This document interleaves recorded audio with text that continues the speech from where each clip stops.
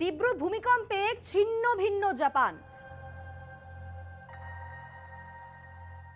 কখনো ভেবে দেখেছেন এত ভূমিকম্প জাপানেই কেন হয়?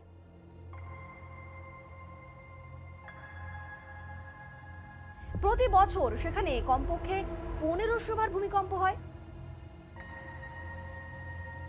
কিন্তু মুহুর্মুহু এমন কম্পনের নেপথ্যের কারণ কি?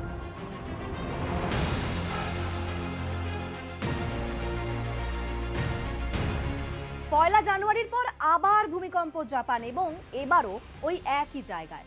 আর এবার কম্পনের মাত্রা রিক্টার স্কেলে 6। বছরের প্রথম দিনেই যেভাবে কেঁপে উঠেছিল সূর্যোদয়ের দেশ তা তো সবারই জানা। বহু মানুষের মৃত্যু হয়েছে, সুনামির জেরে কত ঘরবাড়ি ভেসে গিয়েছে, কম করে 600 বার আফটার শক হয়েছে। এখনো উদ্ধার কাজ চলছে, আর সেই ধ্বংসস্তূপ পরিষ্কার করতে না করতেই আবারও ভূমিকম্প জাপানে। কখনো ভেবে দেখেছেন এত ভূমিকম্প জাপানেই কেন হয়? আর যদি এরকম চলতেই থাকে তাহলে এর পরিণাম কি হতে পারে? আজ সেই বিষয়ে বলবো। আপনাদের সঙ্গে রয়েছি আমি অনিন্দিতা।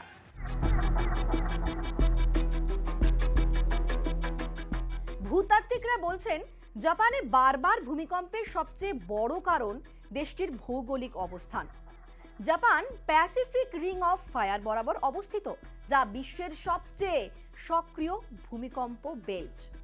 এই রিং অফ ফায়ার হলো প্রশান্ত মহাসাগরের ধারে ঘোড়ার নালের মতো দেখতে একটা বড় অংশ, আর এর নিচে টেকটনিক পাত রয়েছে। ভূগর্ভে দুটি টেকটনিক পাতের মধ্যে যখন মুখোমুখি সংঘর্ষ বাধে, সেখান থেকেই প্রচুর শক্তি উৎপন্ন হয়, আর যা ভূমিকম্পের আকারে ছড়িয়ে পড়ে। জাপান দেশটি এমনই 4টি টেকটনিক পাতের উপর অবস্থিত: নর্থ আমেরিকান, প্যাসিফিক, ইউরেশিয়ান এবং ফিলিপিন্স। আর মাটির নিচে যত বেশি টেকটনিক পাত থাকবে, তার একটু ওঠাপড়া হলেই সেখানে মাটি কেঁপে উঠবে। জাপানের ক্ষেত্রেও কিন্তু তেমনই ঘটে।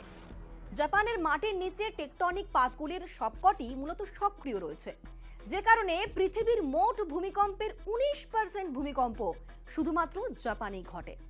প্রতি বছর সেখানে কমপক্ষে 1500 বার ভূমিকম্প হয়। তার মধ্যে অনেকটাই অনুভব করতে পারেন না মানুষ। এমনকি 5 মিনিট অন্তর মাটি কেঁপে ওঠার নজিরও রয়েছে। কম্পনের তীব্রতা অনেক সময় অনুভব করাই যায় না, ফলে সেগুলি হিসেবের বাইরে থেকে যায়। বিশেষ করে 2018 সাল থেকে জাপানে ভূমিকম্পের ঘটনা লাগাতার ঊর্ধ্বমুখী। কিন্তু মুহুর্মুহু এমন কম্পনের নেপথ্যের কারণ কি? তারই জবাব দিতে গিয়ে জাপানের এক ভূমিকম্প গবেষণা কেন্দ্র জানিয়েছে, জাপানের নোতো দ্বীপ সংলগ্ন এলাকা অত্যন্ত সক্রিয় হয়ে উঠেছে। তাই যখনই খুব বেশি চাপ পড়ে, তখনই নিচের মাটিতে থাকা পাতগুলি একে অপরের ওপর উঠে যায়। দীর্ঘক্ষণ ধরে এই ওঠা পড়া চলতেই থাকে, আর তাতে ভূগর্ভের তরল, সেই তরলও কিন্তু মাঝে মধ্যেই উপরে উঠে চলে আসে। তার রেশ এসে পৌঁছয় মাটির ওপরেও। ঘন ঘন কেঁপে ওঠে মাটি।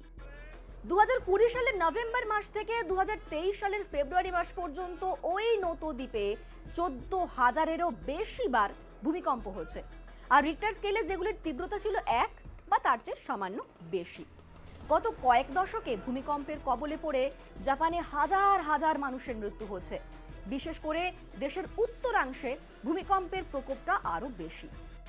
যদি আমরা হিসাবটা একবার দেখি, 2011 সালের ভূমিকম্প এবং সুনামির ফলে সেখানে অন্ততপক্ষে 20,000 মানুষ মারা যান, যার খোঁজ এখনো পর্যন্ত প্রায় 3,000 মানুষের খোঁজ মেলেনি। প্রায় 1,20,000 বাড়িঘর একেবারে ধুলোয় মিশে যায়। আর তারপর 2016 সালে 200 জনের মৃত্যু হয়। জাপানের এরকম ভৌগোলিক অবস্থানের জন্যই জাপান কিন্তু বরাবরই ডেঞ্জার জোনের মধ্যে পড়ে। যদিও জাপান উন্নত, তারা জানে কিভাবে বিপর্যয়ের মোকাবিলা করতে হয়, কিন্তু তা সত্ত্বেও প্রকৃতির সঙ্গে লড়াই করার ক্ষমতা কারই বা আছে? আর সম্প্রতি গবেষণা কিন্তু যে কথা বলছে, সে কথা মোটেও আশার নয়। বলা হচ্ছে তীব্র সংকটে রয়েছে সেই দেশ। জাপানের নিচে টেকটনিক পাতগুলি এতটাই সক্রিয় হয়ে উঠেছে যে ধীরে ধীরে সমুদ্রের জলস্তর তাও কিন্তু বাড়ছে। বিশেষ করে উত্তর পূর্বাঞ্চল, সেখানে এর প্রকোপটা আরো বেশি হচ্ছে। আর তার ফলে বন্যা, ভূমিক্ষয়, ধসের আশঙ্কাও ক্রমশই বাড়ছে। আর এই আশঙ্কার ফলে আরও একটি আশঙ্কা কিন্তু বাড়ছে এবং বিজ্ঞানীদের মনে এই প্রশ্নটা মাথাচাড়া দিচ্ছে, তাহলে কি এভাবেই ধীরে ধীরে ডুবে যাবে জাপান? তা অবশ্য সময় বলবে।